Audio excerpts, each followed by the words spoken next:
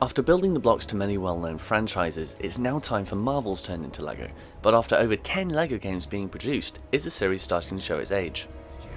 I prefer to think of it as spectacular, maybe stupendous. If you're creating a game that will combine the entire Marvel universe, then of course you need a certain amount of peril to best portray all the different aspects of each hero.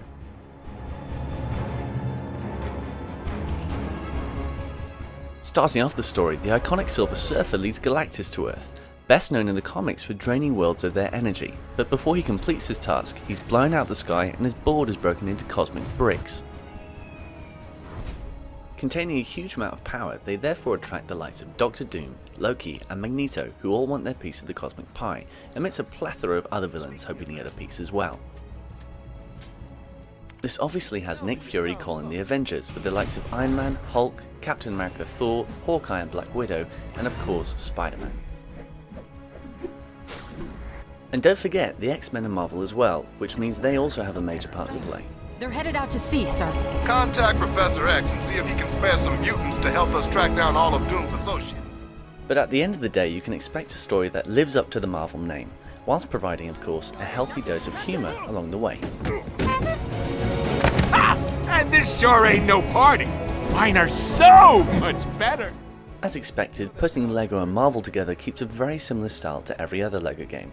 But despite the luscious Marvel sheen, it's with the bigger characters such as the Hulk where entirely new LEGO models have been created, helping to cater for their bulkier moveset.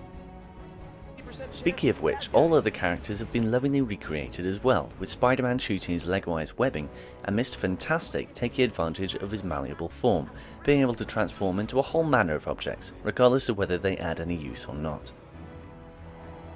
Should you grow tired of the same old characters, then you'll be glad to find there's a character customizer this time around. Rather than just changing the appearance of your hero, you can now mix and match between the powers.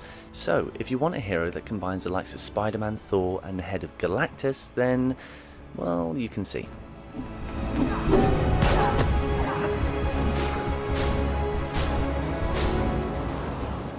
Taking centre stage, however, amongst all the madness is your new playground, New York City itself. But, compared to the dark and desolate streets of Gotham seen before, New York offers a bright multiplex of avenues filled with secrets, tasks, and many hidden objectives. With so many Marvel movies set within New York, expect to see memorable locations such as the Baxter Building or Daily Bugle represented here. And even though it's not in the city itself, the development team have also included the Xavier Mansion.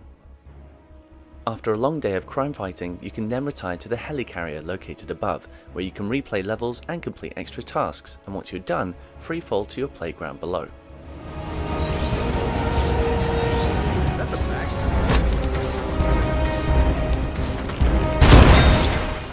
For those expecting a total reinvention of the LEGO formula, then don't expect too much, though at its centre the same addictive mixture of destroying every object in sight and simple puzzle solving can be seen once again throughout. Whether you're travelling to Asgard, battling countless bosses, or just being a good Samaritan, it all blends well together, adding up to countless hours of fun.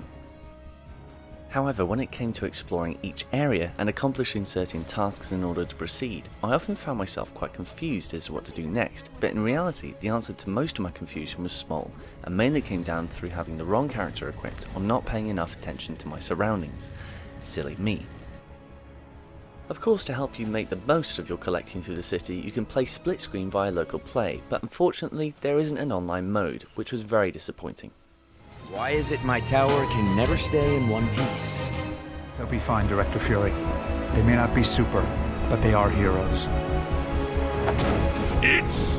No, not yet. As far as LEGO games go, LEGO Marvel marks the most comprehensive package from Traveller's Tales to date. With an entire city filled with countless references and a charming aesthetic, it's often at times just fun to soak in the atmosphere. Though for the gameplay as it is, you have to wonder how much it will continue to innovate in the future. Plus, might we be fortunate enough to see a robust online co-op mode? In the meantime, take to the skies or the ground in this Marvel package lovingly wrapped in a LEGO bow. Red Skull, I'm gonna spangle you till you see stars. Still in that ridiculous outfit. Overall, I'm happy to see Traveller's Tales have kept their consistent quality, but hope they continue to innovate. We give the game an 8 out of 10 and make sure to visit starreplay.com for our detailed written review.